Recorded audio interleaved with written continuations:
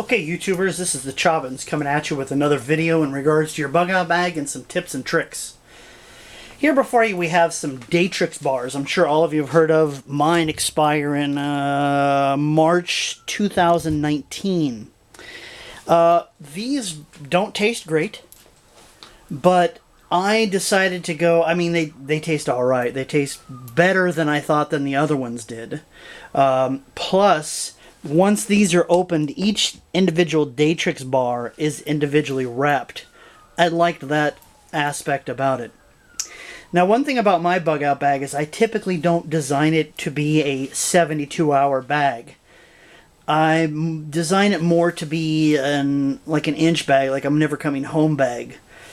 I don't know many disasters that have happened where you have to evacuate that only lasted 72 hours. Hurricane Katrina didn't last 72 hours. Sandy didn't last 72 hours. We see the recent earthquakes over in the Southeast Asia. That these people have been displaced for weeks. So I designed my bag to be one that continually is able to sustain me while away from home.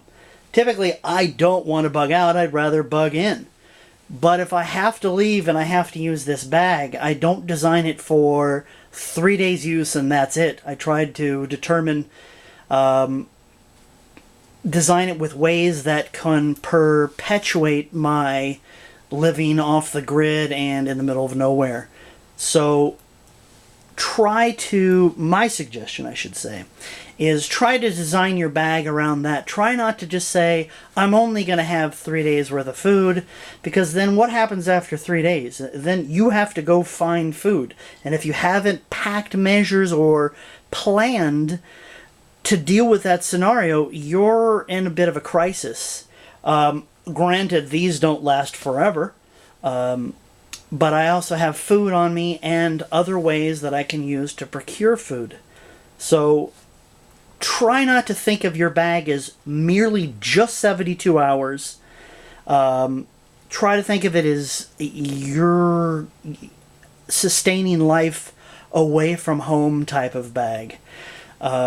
Now, some people have bags that, just to get home. Some people have bags that, allow them to go to their bug out location. And that's great.